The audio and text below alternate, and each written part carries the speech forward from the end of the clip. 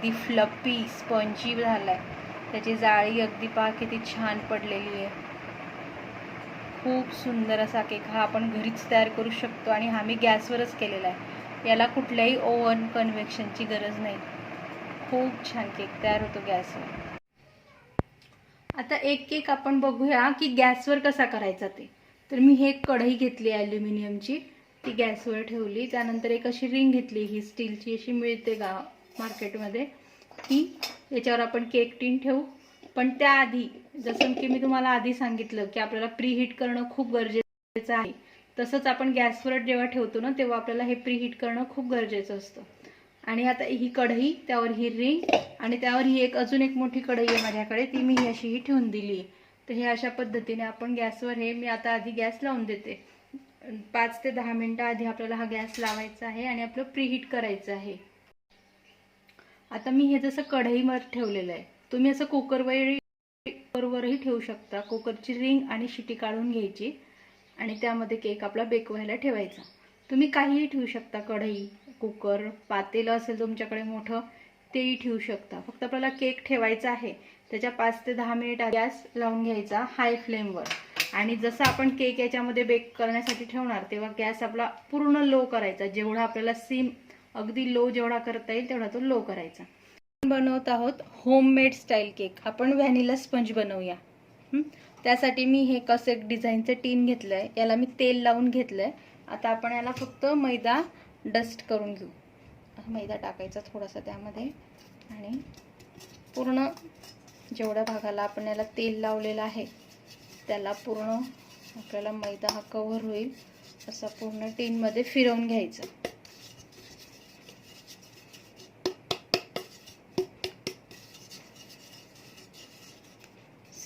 Ready.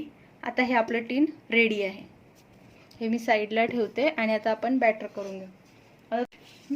त्यासाठी आपल्याला सर्वात आधी पाहिजे आहे तेल आणि साखर. तर तेल आपल्याला दिलं आहे 1/2 कप. जेवढं मी तेल दिलं आहे तेवढं तेल मी घेतलंय. त्यातच आपल्याला घ्यायची आहे साखर, म्हणजे आपली पिठी साखर मिक्स करून घेणार.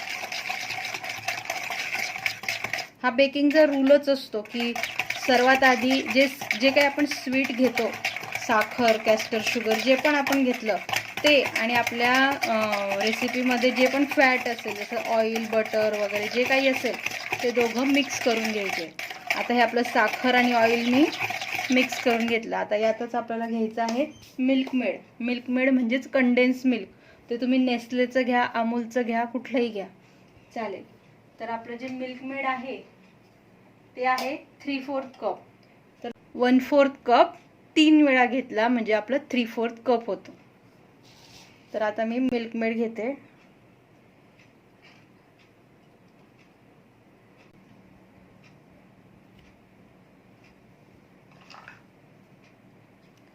केक करत असताना हा एक फर्स्ट रूल हा असतो, तो तुम्ही कायम लक्षात ठेवायचा की कुठलीही वस्तू ही रूम टेम्परेचरला पाहिजे. ती खूप गरमही नको आणि खूप थंडही नको. अगदीच फ्रीजमधून काढलं आणि लगेच यूज केलं असं नाही चालत. केक आपला बिघडतो त्यामुळे. हे आता मिल्कमेड टाकून आपण पुन्हा एकदा मिक्स करून घेऊ. हे तुम्ही बीटरने मिक्स केलं तरी चालणार आहे आणि हाताने केलं तरी चालेल. असं झालंय. आता आपल्याला टाकायचं आहे त्यामध्ये दूध. रेसिपीला मला अर्धा कप लागणार आहे, तर अर्धा कपच्या ऐवजी मी हा 1/4च घेते. म्हणजे नंतर आपण लागलं ना तर ॲड करू शकतो. जसं मी तुम्हाला प्रीमिक्सचं करतानाही सांगितलं होतं की दूध किंवा पाणी जे पण आपण यूज करतो ते थोडं थोडंच यूज करायचं. ते एकचदा सगळं नाही टाकून द्यायचं. कारण हे परत डिपेंड की आपला मैदा कसा आहे त्यावर आपल्याला ते लागणार आहे. तर मी जेवढं दूध सांगितलं आहे त्याच्या मी अर्धच टाकलंय. तर हे आपलं दूध, मिल्कमेड, ऑइल, त्यानंतर साखर हे मिक्स झालंय. आता आपल्याला यामध्ये टाकायचं आहे विनेगर. हे विनेगर साधं घेतलेलं आहे मी. 1/2 टेबलस्पून सांगितलेलं आहे मी तुम्हाला. विनेगर जे असतं ना ते इमल्सिफायरचं काम करतं. जसं की आपण या रेसिपीमध्ये टाकतो आहोत की दूध आणि तेल. जसं तुम्हाला सगळ्यांनाच माहिती आहे की तेल आणि पाणी हे मिक्स होत नाही, किंवा दूध आणि तेल हे मिक्स होत नाही. हे मिक्स करायचं काम, हे एकत्र धरून ठेवायचं काम हे व्हिनेगर करतं, ज्याला इमल्सिफायर म्हणतात. आता आपले हे व्हिनेगर टाकून फेटून झाल्यानंतर आपले सगळे जे वेट इन्ग्रेडियंट्स होते, जे काही आपले पातळ पदार्थ याच्यामध्ये टाकायचे होते, ते सगळे आपले टाकून झाले. आता आपले राहिले कोरडे म्हणजेच ड्राय इन्ग्रेडियंट्स. चाळणी घेऊया. कधीही मैदा हा गाळूनच घ्यायचा.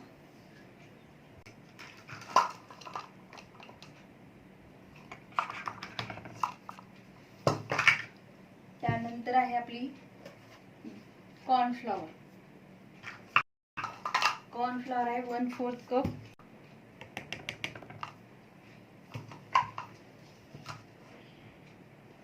त्यानंतर येईल आपली बेकिंग पावडर, जी 1 tbsp सांगितली आहे मी.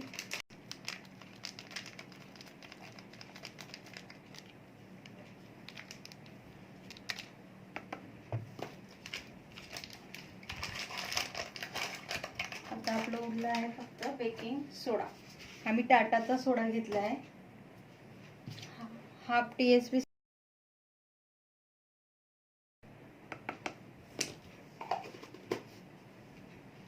आता हे आपण चांगलं गाळून घ्यायचं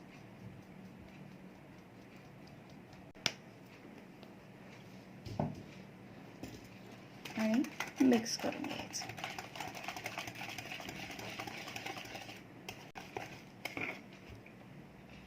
तर बघा, आपण हे अर्धच दूध टाकलं होतं, ते आपल्याला, मला असं वाटतं हे सफिशियंट आहे. अजून याच्यामध्ये ॲड करायची गरज नाही आहे. म्हणजे जिथे मी 1 कप दूध लिहिलेलं आहे नोट्समध्ये, तिथे तुम्ही अर्धाच घ्या, कारण तेच सफिशियंट आहे. कारण नंतर जर आपण लागलं तर आपण थोडं ॲड करू शकतो, पण आधीच जास्त नका टाकू. लास्ट इन्ग्रेडियंट्स राहिलं आहे आपलं, ते म्हणजे इसेन्स. आता मी हा व्हॅनिला स्पंज करते आहे म्हणून व्हॅनिला घेते. तुम्हाला जर पायनॅपल बनवायचं असेल तर तुम्ही पायनॅपल इसेन्स यूज करून पायनॅपल स्पंज बनवू शकता. हा 1 tbsp घ्यायचा. आपलं बॅटर हे रेडी. अशी कन्सिस्टन्सी पाहिजे आपल्याला आपल्या बॅटरची. आलं लक्षात? ओके. आता हे आपलं व्हॅनिला स्पंजचं बॅटर तयार आहे. पण आता आपण याचा स्लाइस केक करणार आहोत. थोडं डिझायनर याला आपण करणार आहोत. तर त्यासाठी मी काय करते, हे बाउलनं 2 भागात डिवाइड करते.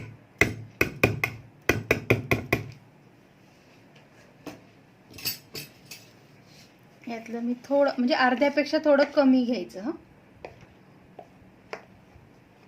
अर्ध्यापेक्षा थोडं कमी घेतलंय मी.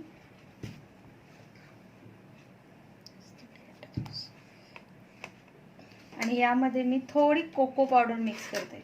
कोको पावडर मी ही फक्त कलर येण्यासाठी यूज करते. त्याच्या जागेवर तुम्ही कुठलाही कलरही घेऊ शकता, पण कलर ना खूप बेक झाल्यावर खूप फेंट होऊन जातो, आणि आपण जो इफेक्ट दिलाय किंवा जो आपण त्याला डिझाईन केलंय ते दिसतच नाही.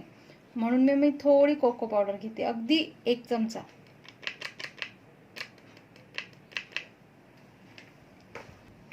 आणि हे मिक्स करून घ्यायचे. कोको पावडरने रंग खूप छान येतो दिसायला. आपला जो झेब्रा इफेक्ट आहे ना, तो खूप छान दिसतो. कलरचंही घेऊ शकता तुम्ही, पण कलर ना फेंट वाटतो मला थोडं, म्हणजे त्याचं खूप छान असं उठून दिसत नाही ते. बघा, आता मी हे कोको पावडरही मिक्स करून आपली झाली. आता याला तुम्हाला असं वाटलं का हे खूप घट्ट आहे, तर यात तुम्ही 1-2 चमचा दूध हे टाकू शकता. आता आपलं टीन घ्यायचं. खूप पेशन्स लागतात ह्या केकला, तेव्हा खूप पेशन्सने करा. खूप छान होणारच आहे आपला केक. 1 चमचा आपलं व्हाईट बॅटर.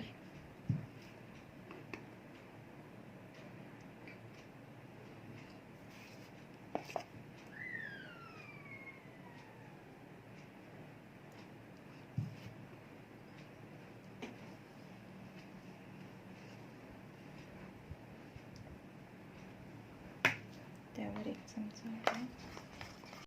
हे थोडं घट्ट वाटतंय, मी याच्यात अगदी 1 चमचा दूध टाकते.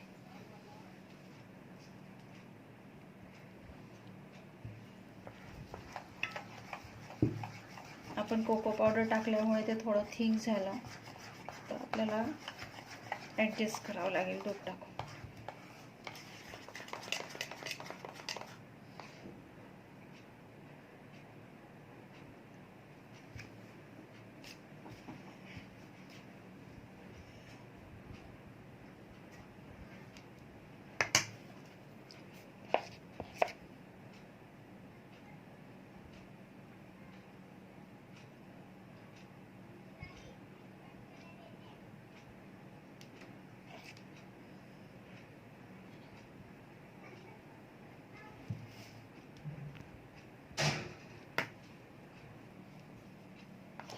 हे आपल्याला एक एक करायचं, दोघे बॅटर, एकदा व्हाईट बॅटर एकदा आपलं चॉकलेटचं बॅटर, असं आपल्याला टाकत जायचं.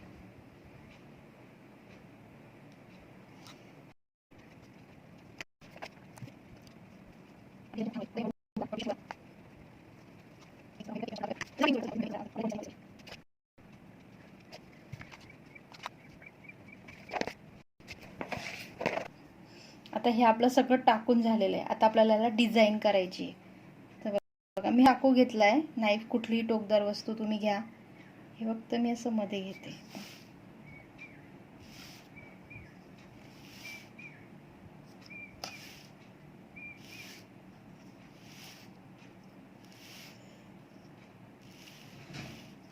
आता मी हे जसं मी आतमध्ये घेत होते, आता मी असं हे बाहेर घेते. बाहेरच्या दिशेने हे फक्त हलक्या हाताने वरच्या वर करते मी, अगदी हे मध्ये जातच नाही आहे माझं चाकू. फक्त आपल्याला वरच्या वर डिझाईन करायची आहे बस, बाकी काहीच नाही. सी किती छान दिसतंय आपलं फूल बघा. आता हे असंच असं याला टॅप न करता असंच असं मी हे बेक व्हायला ठेवून देणार आहे.